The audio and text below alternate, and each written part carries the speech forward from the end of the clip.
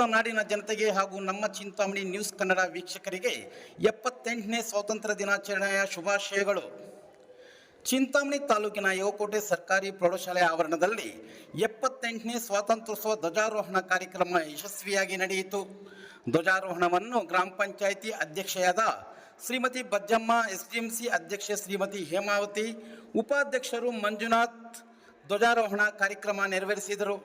ಧ್ವಜಾರೋಹಣ ಕಾರ್ಯಕ್ರಮದಲ್ಲಿ ಗ್ರಾಮ ಪಂಚಾಯಿತಿ ಉಪಾಧ್ಯಕ್ಷರಾದ ಶ್ರೀಮತಿ ವೇದವತಿ ಮಂಜುನಾಥ್, ನಿವೃತ್ತ ಮುಖ್ಯ ಶಿಕ್ಷಕರಾದ ಆರ್ ವೆಂಕಟರಮಣಾರೆಡ್ಡಿ, ಎಸ್ಡಿಎಂಸಿ ಸದಸ್ಯರಾದ ಶ್ರೀನಿವಾಸ, ಹನುಮಂತ, ಮುನೇಂಟಪ್ಪ, ಕದಿರಪ್ಪ, ಶ್ರೀನಿವಾಸ ರೆಡ್ಡಿ, ಲಕ್ಷ್ಮಣ್ ರೆಡ್ಡಿ, ಗ್ರಾಮದ ಮುಖಂಡರಾದ ಜಯಪ್ರಕಾಶ್, ಡಾಕ್ಟರ್ ರೆಡ್ಡಪ್ಪ, ಜಯಪ್ರಸಾದ್, ಜೆಪಿ, ಶಾಲೆಯ ಮುಖ್ಯ ಶಿಕ್ಷಕರಾದ ಶ್ರೀನಿವಾಸಪ್ಪ ಎಂಎಸ್, ಸಹ ಶಿಕ್ಷಕರಾದ Sudha, BK, Manjunath, Shivanna E, Ravindra R, Shivaraj PT, Naveen Kumar GK, Naveen Kumar N, Akshata, RJ, Soumya Rani ವಿದ್ಯಾರ್ಥಿಗಳು ಭಾಗವಹಿಸಿದ್ದರು.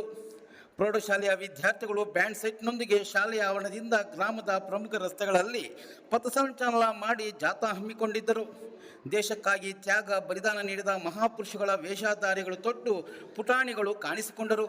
ಸರ್ಕಾರಿ ಹಿರಿಯ ಪ್ರಾಥಮಿಕ ಶಾಲೆ ಬಾಪೂಜಿ ವಿದ್ಯಾಸಂಸ್ಥೆ ಮಕ್ಕಳು, ಶಿಕ್ಷಕರು ಮೆರವಣಿಗೆಯಲ್ಲಿ ಭಾಗವಹಿಸಿದ್ದರು.